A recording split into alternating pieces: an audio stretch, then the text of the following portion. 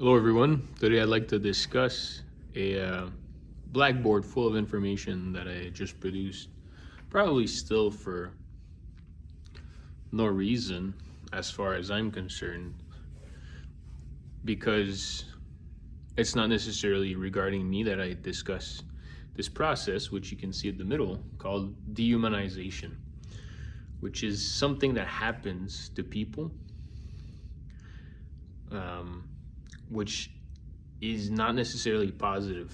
And in fact, many of the instances of dehumanization are ones which are entirely negative to the person or to the group of people who are being dehumanized. And so what I'm proposing here is a form of understanding as to how to resolve dehumanization in real ways, and by derooting the problem at the source of what causes dehumanization. And the potential solution might lie in reintegration into society. But then the question is to, if society is the human basis through which we can achieve the rehumanization process towards a reintegration into the human, or as to become once again human under the eye of the state, of society, and of organizational systems which surround you and perform societal tasks, or tasks beyond, or yeah. And so again, we are left with the resolution of problem to be the focus of remediatory action towards dehumanization, so that we can reduce the problem. And then what I'm proposing is to that this process of rehumanization should be funded by the government and should be funded by other stately apparatuses which are found in the province of Ontario, in the areas of Toronto, but as well as in many other places in the world, including refugee contexts, where dehumanizations is still found to be a real problem to be resolved in these areas. And as well, it is applicable to the educational context, where often the student will feel a certain level of alienation in their educational context, which will then lead to them not performing as effectively, but as well not interacting with what is being taught and the further benefits of that system, on the basis of feeling, if not dehumanized, unnoticed.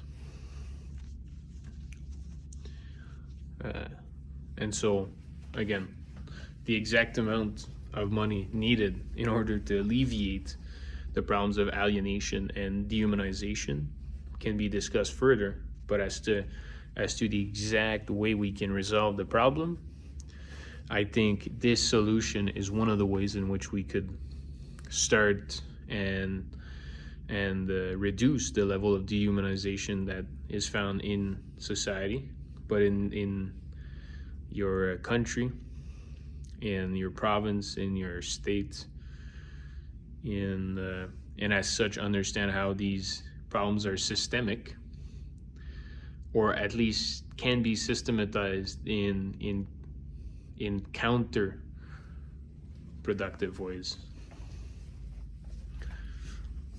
Counter to meaning, right? Counter to dehumanization. Even if dehumanization is not necessarily a process imposed by the state can still provide alleviance of dehumanization through an understanding of the positive function which would counter dehumanization. Rehumanization is one of the processes. Is it understood fully in its operationalizational sense? I don't think so. But if it is, then and if it's probably already acted upon in certain governments, I'm sorry if I haven't found any real example, but I'm sure that with this overview, a student may easily access the internet and they do a Google search for dehumanization so as to understand the real context that I'm referring to and that I am imposing some importance to through this short video. And so for whoever feels alienated by the context in which they are found, I think it is good for us to consider how we can play a role in the systems that surround us, so as to enact positive social change beyond the means of and needs of our own selves as participants.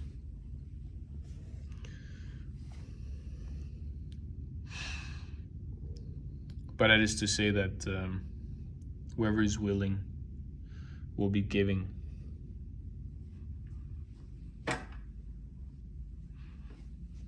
And so let us give more humanity to each other.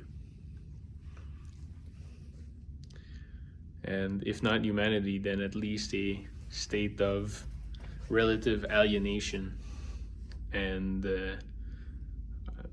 unification in our shared alienations, so that we may at least agree on that basis, if not on the basis of what is human per se. However, being human is still important, and I think if not important, then at least understanding what humanity represents leads us to better participate in society. And if your goal is not to participate in society, then I would recommend you still consider how process of oppression and reduction of agency might affect your own position, whether you call it human or not, or societal or civilized. I think understanding how systems can oppress certain parts of your identity will then lead you to understand how some people being excluded out of these categories feel as if it is their right to have access and to be defined as human under the systems under which they exist.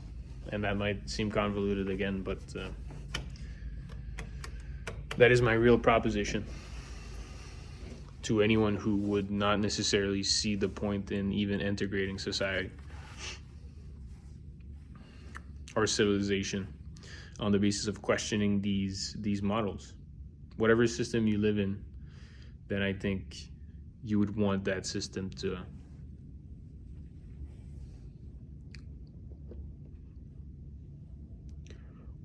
not oppress you too much, to not take away too many freedoms and liberties which you see to be your own, as well as the ones which are deserved by you as a human being.